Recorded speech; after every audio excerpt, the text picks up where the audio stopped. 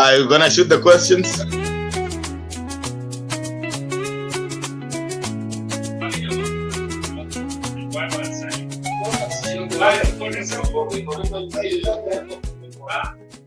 Yeah, are we ready? Are we on?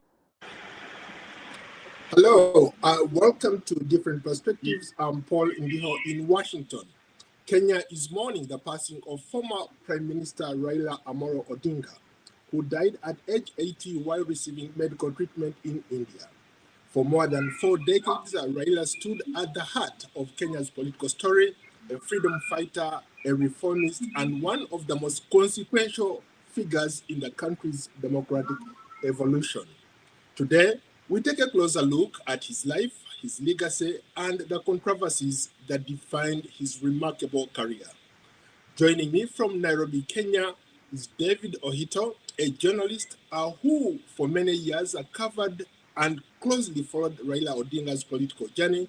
And from Washington is my former colleague, Vincent Makori, a veteran journalist. Gentlemen, a warm welcome to you both. Thank you very much, Paul. Well, thank you for having me, Paul. Together, we'll reflect on the impact Raila Odinga had on Kenya's politics, his enduring influence across Africa, and the question of who might be the next kingpin of Nyanza province. Gentlemen, let's start with you, David. Maybe set the stage for us. You covered Raila for many years. You are a very close ally of his. Set the stage for us. Maybe tell us what the mood is like where you are. Hello, yeah.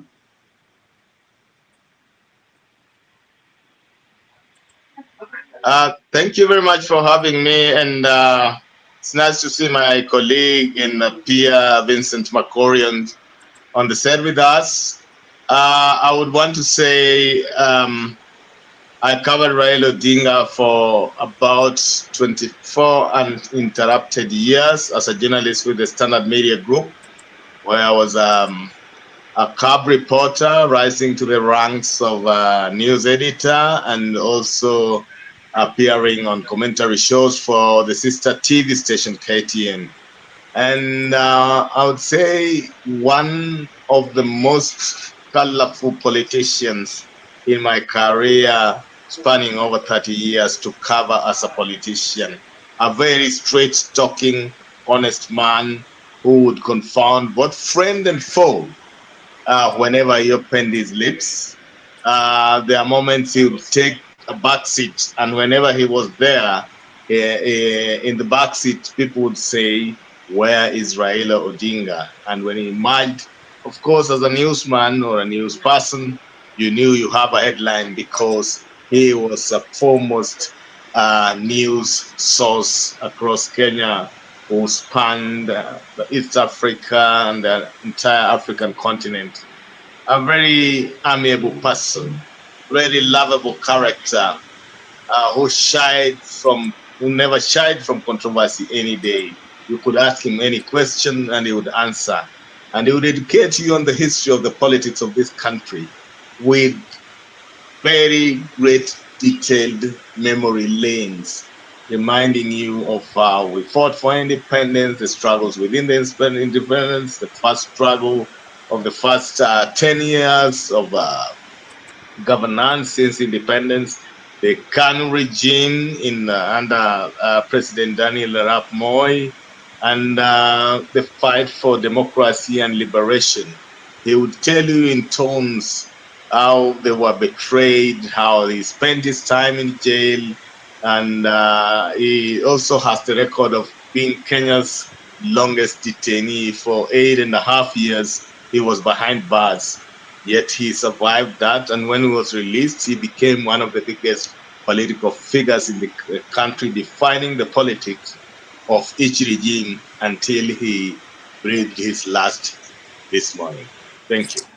How about you, Vincent? You've covered Raila Odinga for many years. You and I used to have conversations about Raila as a comeback kid almost every other election cycle. Your thoughts and memories of Raila Odinga?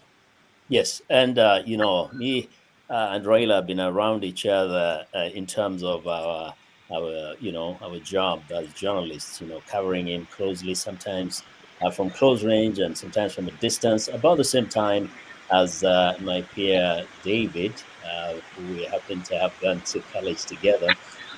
So one of the things I want to say is that Raila Odinga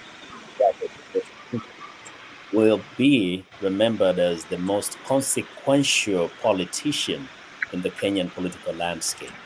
If you can trace back to the agitation for change, for opening up the space for more participation, however far back you go, the one enduring personality will be Raila Odinga, right from the detention days to all the protests that he has led over the years. But even more importantly, and we may expand a bit further on this, I say Raila Odinga must, and will be credited to a large extent for what Kenya is today in terms of the new constitutional dispensation that has transformed Kenya to where it is today after many, many years of a single party rule with an archaic colonial constitution.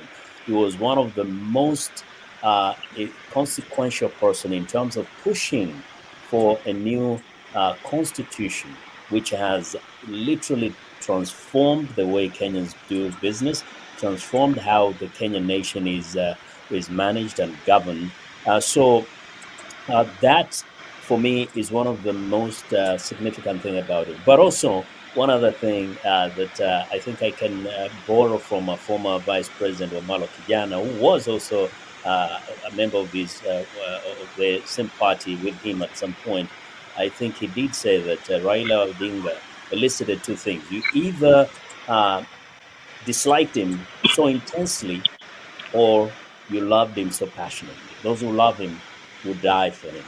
Those who did not like him, sometimes they went to the extreme, and many a times they would not tell you why they held those kind of intense feelings of dislike, because also there was a level of which Raila Odinga was a very enigmatic figure. Some people knew him, understood him. Other people never could really tell what to make of Raila Odinga. But whichever way you look at it, when Kenya's history will be written eventually for posterity, Raila Odinga will occupy so many chapters of that history book. Interesting perspectives from both of you. What made him such an enduring force of nature? Sometimes a very divisive one, but in Kenya's arena, he was such a politician that you could not escape.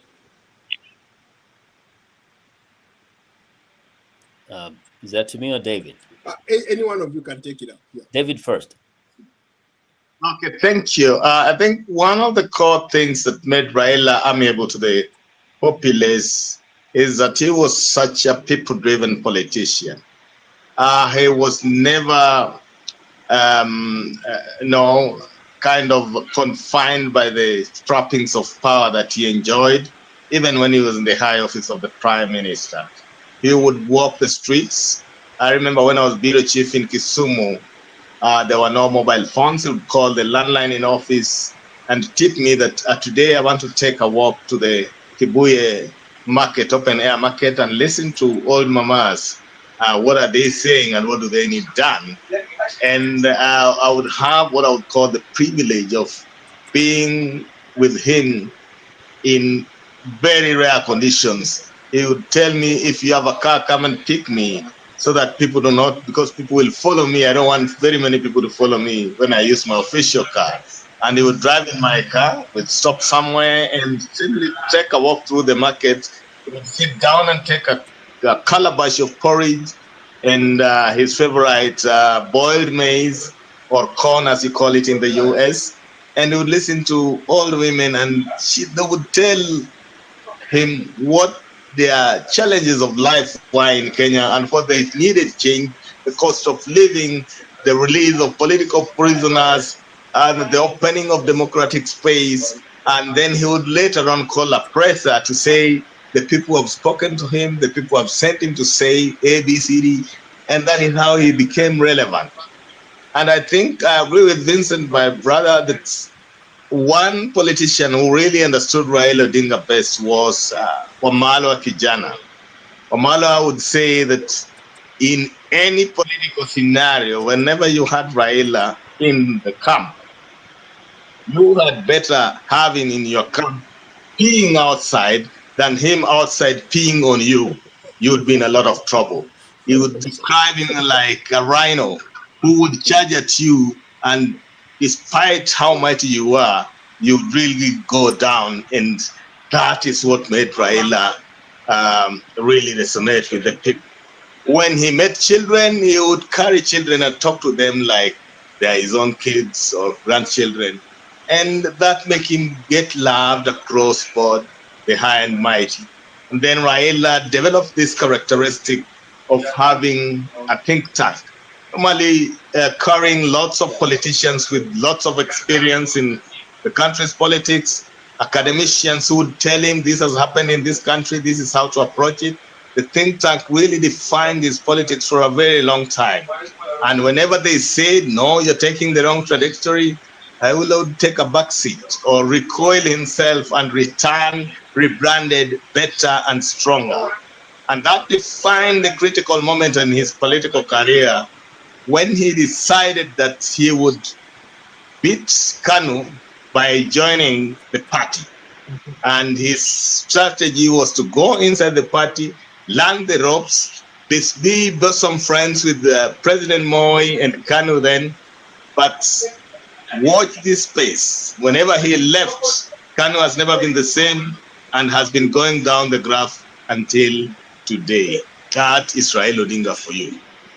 You know, Vincent, you used to talk about how Raila Odinga was a political force of nature. You used to talk about how, for example, he had this ability to mobilize and bring people together.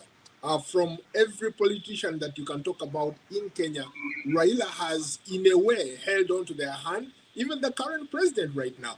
Uh, what made him such like a magnet? His ability to attract all these people, whether it was politicians, whether it was everyday people. What made him uniquely, I guess, qualified to do that? Yeah. So first, if I may, just piggyback on what David said about his down-to-earth kind of disposition. Raila Odinga was always a person who can reach out to anybody and does not feel that he's so, superior to anybody. I remember even when he would come to Washington, sometimes he came to our offices and we would sit on the table and have a, soda just like anybody else without pretense. Raila Odinga did not pretend to come low down, down low to where the people are, as if, to win some political, goals. But no, he was very genuine about it, and I think that made it very attractive to people. But talking about how he managed to get at the end of the day close to all those politicians who at some point were, appearing to be foes of him. He did a handshake with President Moi, Daniel Arap Moi. He had a handshake with, of course, Mwai Kibaki. There was a handshake with Uhuru Kenyatta, a handshake with William Ruto, the current president. One of the things you have to realize is that in all my years of trying to understand Raila never held a grudge to begin with against anybody. Raila never stayed bitter. Raila would actually make up with anybody who may have called him the worst names on earth, who may even have wanted to kill him. He had kind of a he believed that everything had its time. Yesterday we were fighting, today we can shake hands and move forward and forget the past. So his capacity to forgive, forget, and move forward helped him actually to reach out to people who, in just a few years or a few months ago, a few weeks ago, were breathing fire down on him, or were even appearing to want to lock him out of the system entirely, made him, easily reconcile and find himself again sitting at the same table with his people. To Uh, many people's confusion, actually, Raila Odinga has managed to be part of the political systems since Moi's time up to today, despite all those presidents having been very, very strongly, against him, critical of him, even accusing him of being a person who is a troublemaker who comes in and causes all this trouble. But somehow they find ways to open the doors for him, and he gets to join them on the table. David, take us back, since you followed him very closely, take us back to the 1980s. How significant was his arrest and the prison trial following, I think, the 1982 coup where he almost lost his life? No? I think my first interaction with Raila, I was a student leader at Moi University I joined in 1990, and shortly after joining, the late Robert Ouko died, and at that time he was still in jail, so he did not have much impact on that. But in between, I think 2 years later, he was released, and 1.5 years later, he was released. I think that was in 1991, and he started making his political moves. So as students, of course, with hot politics in our heads, we decided to invite him to come to a political rally within the university, and that caused a lot of chaos for us. We were detained a little, but they made sure that all roadblocks were blocked so that Raila could not travel from Nairobi to Eldoret. But that aside, he had this power to galvanize political thoughts and socialize them towards his ideas, and that endeared him to politicians more. At that time, remember, we were at the height of Kanu stalwartism, and we had very prominent senior politicians from Luo Nyanza, from Western Kenya, who were sworn enemies of the father of Raila, Jaramogi, and also sworn enemies of Raila. In their statements, they became relevant politically by attacking Raila. In fact, the easiest way to get a political appointment was to make a public statement against Raila Odinga and his father. Then the next day, you'll be rewarded with a political post, appointments, and so on. And this went against the grain of the masses who really supported his ideas and stood with him as a rights activist. He wanted freedom. He wanted detention without trial to be banned, saying he had been one of the worst victims of that in Kenya. And so when they wanted political pluralism, and there was fight for political change. As at 1991, 92, as we are heading to the election, Raila was barely in top 10 political figures of the country.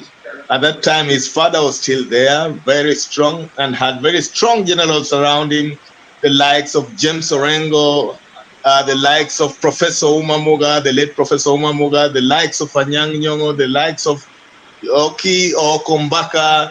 We had the coastal team that had very solid politicians. We had Muhisa Kituis, we had George Captain, we had Masinde Muliro. He was not, I would say, confidently, by 1990, 1991, Raila was not even the top 20 rank of and file of top politicians in Kenya.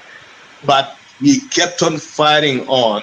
And I think the biggest turning point was when now the old man rested in 1994, January.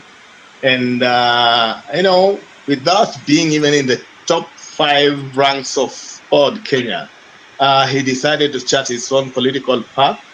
Very abrasive at that time. He would hold rallies even against police orders. He would storm political meetings. He would defend the landless, would fight provincial administration, and that kept on endearing him as a hero that was defending the rights, the injustices against ordinary people. And that is how he started galvanizing support time and again. So he became a politician that would largely identify with freedom fighters. And you could see from the eulogies today, those who fought alongside him, you know, I was a very daring politician. He would say, we are going to hold a rally in a public place, with or without police permissions. And he would mobilize youth who were ready to die for him. And he would go and do it. Yeah, you bring up a very good point. When I was doing research for this show, I was reading about his father, Jaramogi Odinga. How basically it's almost like he handed over the baton to his son, and the son would end up becoming this force of nature that any politician admires in Kenya. I mean, Vincent, I remember you and I covering uh, in 2018 when he declared himself as president. Just to David's point, I remember he said, without permission, I'll do it. And he went ahead and did it, Yes. right? So maybe take us back, just give us a little bit of what really made him want to challenge power. What was, that thing that pushed him to defy the odds? Yeah. Raila Odinga was not the most gifted in the oratory skills, you may say. I mean, when he spoke, he has this soft voice, but the power of his words is just unbelievable. He's one man who had you would say he was fearless. Let me say, Raila Odinga was a fearless person. He was not afraid of death. You could say he dared death in many instances, perhaps because he had already gone through so much torture himself. But he was a courageous man. I mean, talk about after his father died. Remember, they used to have a party called Ford, and Ford was the party of his father, and all the other political luminaries. They've been mentioned right here by David. But Raila was not going to be um, any second to somebody. Yeah, he decided he's going to go it alone, and that's how ended up forming a new political party. But that party ended up being way bigger than the party of his father, Ford. So he had this courage, he had charisma, and also he's a person who knew how to network, how to reach out to significant politicians across the country. And whenever he formed a coalition, he formed a very formidable coalition because he had a way of reaching out to some of the most powerful politicians across the country. So uh, going back even to when he decided that whether they declare him the winner or not, he's going to declare himself the president. One of the things is that Raila Odinga always had a plan, always knew what he's doing, and it does not necessarily mean that people understood whether Raila actually believed that he was going to become the president by being declared at Uhuru Park, that is the president of Kenya, being sworn in. But one of the things that maybe David may know better is that there were those plans that Raila would put on the table for everybody to see. Raila always had a secret weapon. He always had something else that people would not understand. And so, whatever action he took, there was an end to that action that sometimes others outside will not understand. And so, if you look back, every move he has made has led to those in authority actually uh, kind of reaching out to him or accepting to sit down with him. He has, over the years, used the power of his influence, the power of his charisma, the power of his following to actually force the authorities to the table to sit down and negotiate. So, whether he decided to declare himself the president and whatever that was supposed to achieve, he did achieve. He didn't become the president, but somewhere along the way, because of that gesture, because of how he displayed to the country, to the authority, to everybody who was looking, that he has this kind of following in Kenya. He has this power. He has the capacity to actually paralyze the country if he wanted to. It forced whoever was in power at that time to come to the table so that you can negotiate about the best way to move the country forward. Great point. David, you probably covered some of these stories. For example, the coalition government with Mwai Kibaki, the handshake with Uhuru Kenyatta. You could also argue the handshake with Ruto. I remember when Ruto was campaigning, he said he was not going to talk to him, but later on, they became even closer. Most recently, he actually supported him to vie for the African Union seat. So, what could have led to those kinds of discussions since you were like very close to him? What went on behind the scenes? Raila had a very powerful consultative process, and he was a very open guy. He would call us in the media and ask me, what do you think would happen if I did ABCD? And I would give my input, and on condition that you give me that story first when it so happens. And handshake did not start with Mwai Kibaki.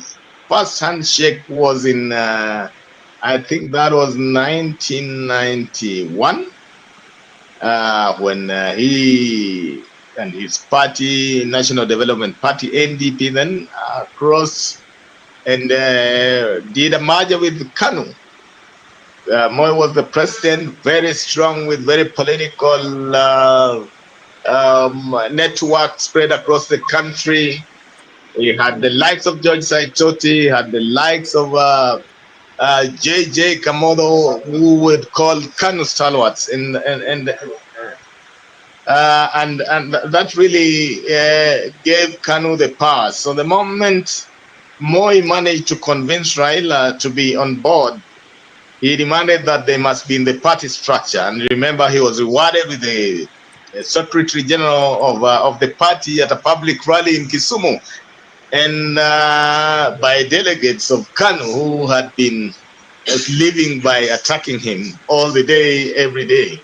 So that was his first instance of handshake. But one time I remember interviewing and asked him, why did you join KANU? He said KANU had been built over years and had laid very solid foundations that you needed to know the corners, the nuances, the infrastructure, the architecture of the party before you can confront them, because they had done it twice. In the 92 elections failed, they repeated the same 97 elections and failed. And remember, in both 92 and 97 elections, Moi was winning with barely 30% of the votes. The entire opposition would get up to 65, 69% of the votes, but they had one failing: they would not back one candidate. So his think tank, his advisors told him the best way moving, learn the tricks, let these guys be too close. When the time comes, let's pull the plug. That's what he did. When Moi brought in Uhuru Kenyatta, who had been in diaspora, could hardly name 4 or 5 constituencies, nor 3 districts in the country, and endorsed him as the preferred presidential candidate, that caused a lot of uproar within the senior KANU ranks. And Raila said, you cannot give us a child who does not even know how to breastfeed to be our leader. This is, a smack on our face, and we are not going to take it lying low. And he led revolts outside KANU. At that time, the opposition had built alliances around Mwai Kibaki, who had run for twice and beaten by Moi. And there was Kijana Amalo also, and then there was Charity Ngilu. And Raila joined the team. And when he joined the team, that is when the so-called consequential decision of handshake happened. He was, they coined the Rainbow Coalition and delivered the solid votes for Mwai Kibaki, who then beat Uhuru Kenyatta hands down. But remember, in the run-up to the 2002 elections, Mwai Kibaki had gotten a bad road accident and could no longer campaign. So he traveled to London for treatment. And Raila single-handedly led the campaigns and, telling the team, let's look at it like football. The captain is injured, but we have spare players who we can put in the team and we still play and deliver the prime prize. And that is how he rallied the campaigns and became the darling of Kenyans across all political divides, not relying on his tribes people only, but becoming a darling of all Kenyans from the coast, from western, from central. He built diehards who believed in him. He built networks of people who believed in him. I know so many people, even now in central Kenya, where he did not get very many votes in the last election, but who are Raila diehards. That is Raila Odinga for you. He said, if Nelson Mandela could appoint de Klerk, his deputy, who am I, just 8.5 years in prison, to deny Moi a handshake and working with him? He is a man who, built friends, dumped friends, built them again, and brought them to the table when it mattered most, even to save the nation, as he did during the Gen Z protests. That is how I would summarize the same. Interesting. Yes, I just wanted to add and maybe go Sure, back go a little bit at the risk of repeating what David has said. When Raila Odinga decided to merge with Kanu, I was in Germany, and I remember calling him. That time he had been appointed initially as a minister, I think, of public works. And I asked him, Honorable Raila Odinga, I think this is a very risky move you've made. And he said, Vincent, I have plan B and I have plan C also. And at that time, I didn't understand what he meant. He said, it may look stupid, but I have plan B and I have plan C.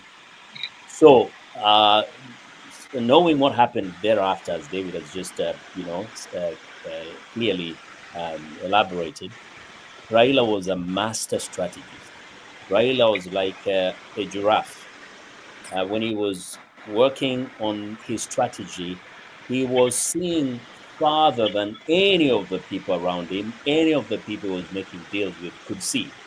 He had strategies that sometimes even some of the people closest to him could not understand. That's why every move he has made has baffled people, has always caught people by, or flat-footed, so confused. Initially, they just can't understand why he's doing this, and then over time, you kind of come to see the sense of what he has done. So that is one of the other things that he'll always be credited with. He always had a strategy.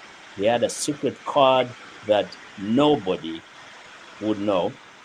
And when he pulled it, everybody was confused. He always knew what he wants to do. He always knew where he wanted to go. And that is what he did to Moi.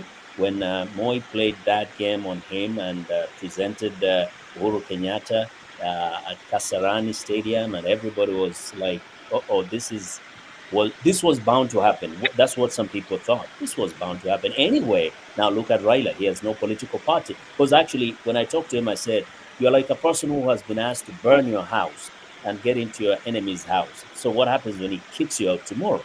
And actually, that's how it looked like. He is a homeless person now. But you know what he did? He left Kanu with who was who in Kanu. He essentially killed the ruling party. Up to today, Kanu is a very insignificant political party in Kenya. When you remember how it was, like everything in Kenya, everything was about Kanu. So Raila always had a strategy that nobody could understand, except maybe a few people right close to him. But even his closest enemies could never guess where he's heading with a particular move. But he always knew where he's going, and nobody can match his capacity to strategize for the long term and to surprise friends and foes alike.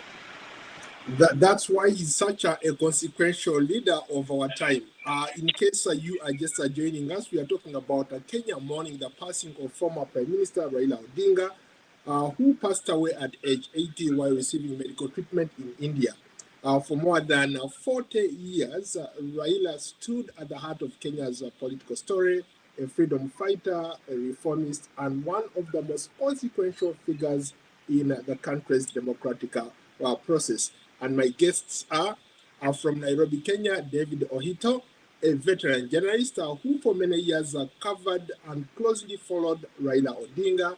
And right here in Washington, D.C., I'm joined by my former colleague, Vincent Macaulay, a veteran journalist, both of them weighing on the passing of veteran, rather politician Raila Amolo Odinga. Now, let's talk about the big picture. Now that he's out of the picture, who becomes the next kingpin? Obviously for Nyanza, but across the country, almost every other politician. You look at the Senate, you look at Parliament, you look at even the presidency. All those guys somehow were nurtured by Raila Odinga. So who is going to take over from him? Any one of you can take on that one. David? I'll go first, Vincent. Thank you very much. I just want to put record straight. When Jaramogi Oginga Odinga died in January 1994, it wasn't like, typical royalty inheritance that Raila popped up on the scene or was handed the baton of leadership. He fought for his own space. And I remind always the audiences that at the time of the death of Jaramogi Odinga, Raila was not as close to Jaramogi as some of his stalwart politicians like James Orengo, Anyang' Nyong'o, Professor Muamuga, Okiombaka, who were very close to him, Paul Muite, John Hamino, and name them.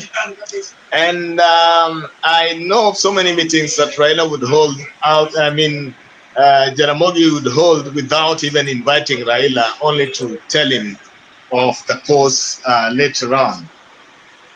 From then on, he built his own political empire and, even abandoned his own father's party to found the NDP and LDP later on, and up to the Orange Democratic Movement. He had a course that he had charted, and in that space, he involved himself. Yes, he may have had the trappings of power of being the son of a former vice president, a son of a political dynasty, but that had very little political influence in what Raila did. But I know for sure he built networks that relied on from those loyalists of his dad. So how this unfolds from here, I think I've seen so many people saying we, the specialists, very close loyalists, very good supporters who have been with him, that we are happy Muzee is leaving us with a legacy that he has died when we are in government. All along, he wanted to enjoy power as the president of the Republic of Kenya. When he failed to do so, through the ballot, he decided to patch up relationships. And I can assure you, as it stands, his political backyard will stand to the man, if I'm not wrong, with William Ruto. And it all depends on how Ruto reciprocates that kind of gesture. I know there are 2 cabinet secretaries, let me say 3, if you add the attorney general from that part of the world. But Raila's political influence transcended beyond Luo Nyanza. He had a very bigger political influence in Western Province, where he's not beat even the big wigs like Mudavadi and so on in terms of the numbers of governors, in terms of numbers. For example, in Western Kenya with 4 counties, if you add Trans Nzoia, fifth county from Rift Valley, three of them are ODM governors. Busia County with Polo Tuoma, you have Vihiga County, Dr. Tichilo, you've got Fernandez Baraza, Kakamega County, and that tells you how his influence transcended his backland of Siaya County or Nyanza province for that matter. Uh, He had lots of MPs outside the Nyanza in court, and that tells you he would not want to confine his politics to that small section where he was born, where his father is buried. But you can see the number of politicians, up to including northern Kenya, where he had governors, MPs, and so on. So how this unfolds depends on how the politics is played. The key factor for me remains how Gen Zs register as voters. That might distort the traditional voting patterns going forward and might influence how kingpins emerge going forward. Um, Vincent, yeah, despite to David's point, he talked about how he ran a couple times and never made it on the ballot. But despite running 5 times without success, Raila remained such an influential figure. What explains his resilience, his staying power, his ability to court all these former quote unquote enemies, and they will become allies? What yes. influenced that? Yeah, first you have to. I have to say that I think Raila has managed to be, in the last several years, almost a co-president in the succeeding Kenyan government in some way. He was so close to power that he was almost like a co-president during Uhuru Kenyatta's time, and even right now.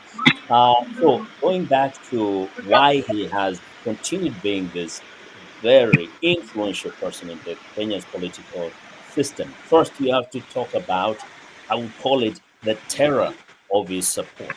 Raila Odinga is a singular personality who has had a kind of a following that you cannot compare with any other. It's almost like I don't want to use words that may be perceived to be negative, but let me say like almost like a religious.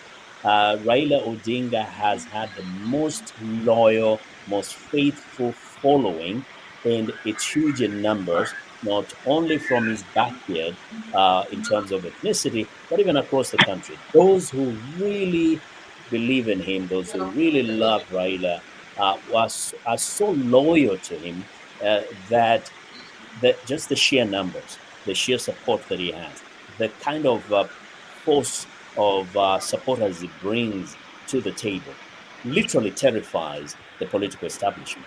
I don't think there's any politician who has managed to organize people the way Raila has been organizing people from the late 90s or even somewhere, let's say even the 2000s onwards, but even back then. Raila Odinga is the one person with that capacity to actually make any person in power want to figure out how to tame him or how to bring him closer, because he has shown and proved over and over that he had that ability. You have to look back at the elections that he has lost and the ones that he said he won, and look at how many people voted for Raila.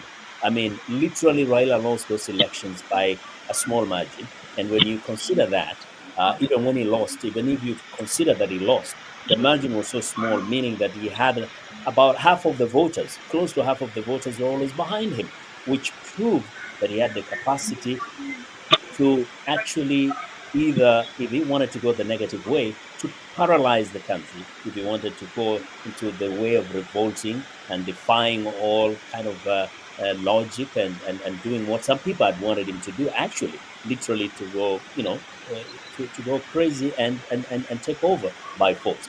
uh, so that was one of the reasons why anybody had to sit down and talk to Raila Odinga. I wanted to quickly mention something about what Sure. then happens quickly. I feel like Raila will leave a vacuum that nobody can fill in, at least in the next whatever few years that we know. Because there's nobody who has come closer to Raila. Nobody, not from Luo Nyanza, not anywhere in the country. Do we have anybody who comes close to him? So today, his followers will be left definitely like orphans to a large degree. There's so many great, people that he has built over the years, but none of them can even wear half of his one shoe, or even a quarter of his shoe. So that is for me might be a concern for those who are wondering how to move forward after all settles. When he is laid to rest, there might be a moment of reflection as to what then happens to the constituency that was Raila's constituency, both in Luo Nyanza and of course across the country. David, earlier I was talking to some people, and some people are very, like, for example, when he had this handshake with Uhuru Kenyatta, a lot of people were surprised. Uh, Even most recently, when he has reached out to President William Ruto, the same thing. A lot of people were surprised that this guy could actually reach out to these guys and say, "Hey, I want to work with you, President Ruto. I want to work with you, President Uhuru Kenyatta." Was it more of his political? Was it style, or it was something that he did because he wanted to put a country ahead of party politics? Let me say for the umpteenth time that Raila Odinga was a statesman par excellence. When the nation was facing a crossroad, he would emerge and try to define a course that would make us stable to remain the beacon of peace on the African continent. I remember asking him, they're accusing you of talking to enemies. But he tell me there are several ways of killing a cat. You can put it in a bag and stifle it, it will die. You can give it poison, it will die. It depends on what you want to achieve. And then he told me there's only one Kenya. If we let these people run over the state and the military take over, we'll be like the many examples in West Africa. And that's why I came out to stand with President Ruto to restore constitutionalism, which I fought for. And that did not.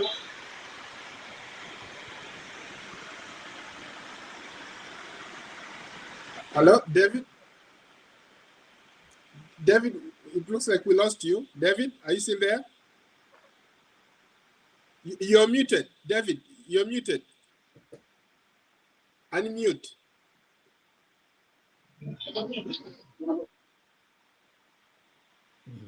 Yeah, sorry. I also want to add that Raila enjoyed what I call fanatical following. There are so many young people, so many ladies, so many men who would come out and identify with the cause that Raila identified with. And not because of anything, is one politician I never saw renting a crowd to support him. During campaigns, I would see people volunteer. I would see even old mothers just bring a bag of beans or a can of maize. This is for campaign teams. Once they have done this kind of campaign, let them have something to buy. And that kind of fanatical following would not be bought. It's something you cannot rent. He would say a thing, and it became like a resonating coincidence across Nyanza. I remember during the constitutional reforms, the people of Luo Nyanza said, we have seen the constitution, we've heard the experts, but if Baba has read it and Baba says the constitution is good, who are you to say it is wrong? And they would follow religiously to the person what Baba has said. No politician on this planet or this country has ever had that kind of following. and they would say them they are like volunteer soldiers of Raila Amolo Odinga. If he says they go left, they will go left. If they get into their ditch, they will sort themselves out then, but do not try and force them to find their own ways. It is such fanatical wave that he built around Kibaki, and he warned people. I remember the time he used at a funeral in Luanyaza saying, young people, all the people, a tsunami is coming to Kenya. It will sweep Kanu and it's all guts away. And true to his word, the tsunami swept politicians, even the strongest that ever lived, like Moi, aside. How about those people, his critics? There are a lot of critics who did not like his style. There are people who said that, yes, he was this consequential leader of our time, but he had a lot of weaknesses. Yeah. For example, there are times when he would shift alliances whenever it was politically expedient for him, from opposing to working with uh, some of his challengers. Some people saw that inconsistency as a negative thing. Some people saw it as maturity. What did you see since you worked very closely with him? Um, is that for David? Uh, Maybe. you can weigh in as well. Okay. I wanted to say that, politics is politics. And I think somebody, was it Machiavelli, who said the end justifies It's the the means. means? And other politicians, other people said politics is a dirty game. I think it would be uh, too presumptuous to sanitize the game. The nature of politics is that there are parts of it that are ugly, and always depending on which side you stand, you see things from that prism.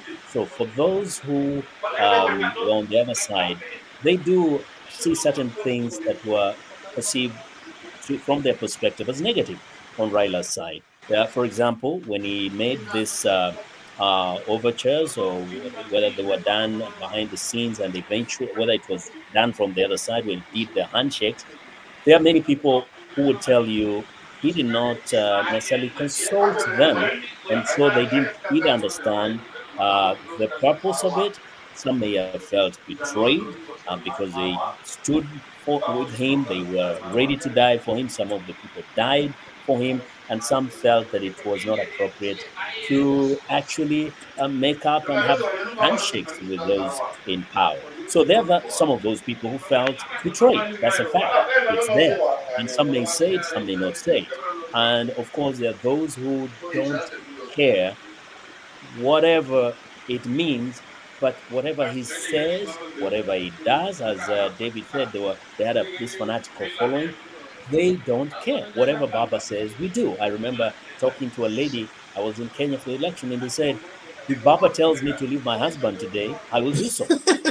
So it doesn't matter whatever he said. So as I mentioned earlier, there are two ways to look at it. There are some who are critics of him, even within those supporting those who are supporters, and then of course there are those who are completely outside who do not like anything Raila does and see him as a self-serving. They may have seen him as a self-serving personality.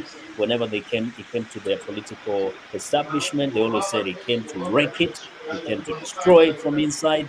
And whatever happened, some of it is beyond some of our comprehension, because I will always hold that there are some things in politics that happen that only those on the inside understand, and the people on the outside may never understand why certain moves were pulled. And that's the nature of politics. I don't think everything in politics is very clear, and also not very clean, not all the time. So I'm not in the game. Those who are in the game probably understand best how they played and why they play the way they do. We are almost done with our minutes. Let's see. Beyond Kenya, what legacy does Raila Odinga leave uh, behind, especially when you look at the African continent, you look at the politics that in the region? What kind of legacy does Raila leave behind? I've lost my sound. I can't hear you so well, so I don't know what the problem is. Okay, let's try to David, are you still there? David, can you hear us? I can't I hear can't you. hear I have you. a I have a problem with problem with the mics. I I can't can't hear hear you you well. Okay, let's see.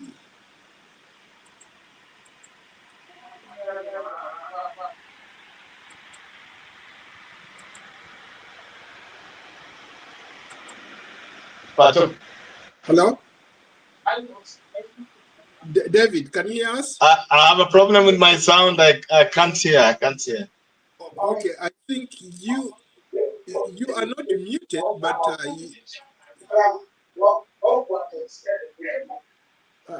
okay, Vincent, you want to take that up? Yes. I was saying So that beyond the question was beyond Kenya. Raila obviously left this larger than life presence across the continent. Most yeah. recently, was vying to be the chairperson of the African Union. His style, his politics are revered, or his politics is revered across the continent. Yes. What kind of legacy does he leave behind? Yeah, I think for especially some of those who have been in opposition politics, they definitely in a number of countries have learned from Raila Odinga, his organizing capabilities, and also his capacity to reconcile with his enemies. I think I was talking to somebody yesterday from the DRC, and I mean, of course, we didn't know Raila will be passing on, but he was talking to me about how he wishes the DRC to be like Kenya, in that the politicians from both sides can actually come together and reconcile even after bitter, bruising political campaigns. Patu. And that is, I think, something he brought to the political landscape that politicians in other countries may have learned, or now maybe in reflection, they may reflect on what kind of a person he was in his capacity to organize, how powerful and influential he was. But at the same time, how he seemed to put the country ahead of himself in terms of creating reconciliation so that there can be peace. Whereas in other countries, when a person realized they have that kind of power, they would actually capitalize on that to either, I've lost sound. I can't hear lead you anymore. complete revolution so that they can take over the power and possibly create instability, regardless of what that means to the rest of the citizens. We've seen those in other countries where people didn't care. They created chaos because they were disgruntled for not having won the elections. So Raila Odinga has been in cases where he felt like he obviously was denied a victory, swallowed his pride at some point, found his way somehow to go into the government, but in a more peaceful way by ensuring that the country stays intact and peaceful. So I think that will resonate across the continent in terms of what he will be remembered for in a number of countries. And we have also seen him being deployed to a number of countries. I think he went to Cote d'Ivoire at one point to help, the transition there. So gained he gained respect at the continental level, and that's why he was one of the candidates for the African Union chairmanship. Only that, of course, there are some other politics that go into all this. He didn't get it, but he's a recognizable figure across the continent. Uh, it looks like David is having some technical challenges, and we have lost him. But maybe let's try to wrap this thing up. Yeah. How can ordinary people remember? Uh, how can ordinary people remember Raila, especially the young ones? What lessons can they learn from his style, his politics, him being a statesman of all, of all time? I Da- think Maybe David David is is back. You back. can say. David, can you David, can you hear us? Oh, okay, I think Vincent. he has a problem. So I would say I would go back to what I mentioned. I think one of the things that maybe younger people can learn from Raila Odinga was a level of his humility. He's a person, when you met him, he had a level of humility that you cannot associate with a person with his power and wealth. Also, Raila, as I mentioned, is a person who didn't seem to hold a grudge, at least not forever. Even if you disagreed bitterly and you seemed like you will never talk, you may call him all sorts of names. Raila, over time, had a way of actually meeting his enemies, reconciling, and he will act as if nothing ever happened. So I think that's something that people can learn over time. That just because you disagree bitterly on the political space, it doesn't mean you cannot come together and talk and be friends and be brothers. That's why, if you look around, I don't think he has never had any permanent enemy at any time. There have been, enemies at some point, and then he manages to get them closer, and they become friends. That's one of the things, but also his tenacity. I think he has been one of the most persistent person, very patient person.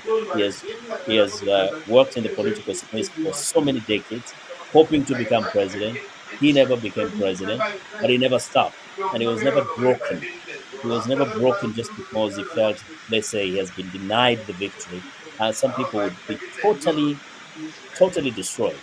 So I think the lesson it creates is that you can stay positive, you can always be hopeful, you can persist, and you can still maintain your sanity, even in the midst of great disappointments, even in the midst of a lot of frustration which has gone through. And perhaps that is a lesson somebody can apply in other areas of life, whether it is the jobs that we do and everything that people have gone through. They can learn a lot from a person like Raila. Well, it looks like we've David. Okay, David is off.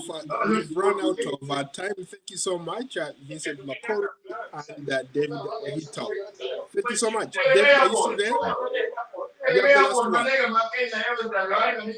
David, are you there? You have the last word. Okay, it looks like David can't hear us. Okay, I can't hear anything. On that note, we want to thank you all for tuning in to this special on the passing of Raila Odinga. Share your thoughts and comments in the comment section below, and tell us what you think about the passing of Raila Odinga, what his legacy is. And of course, don't forget to follow, like, and subscribe to Paul Ndio on Substack, Instagram, Facebook, Threads, LinkedIn, Blue Sky, YouTube, and Spotify. Stay tuned for this continuing coverage on this platform. And for now, let's say goodbye to you. I'll probably be coming up with another segment, maybe tomorrow, about the passing of Raila Odinga. For now, take care. Okay, guys, stick around for a minute. I'm gonna finish.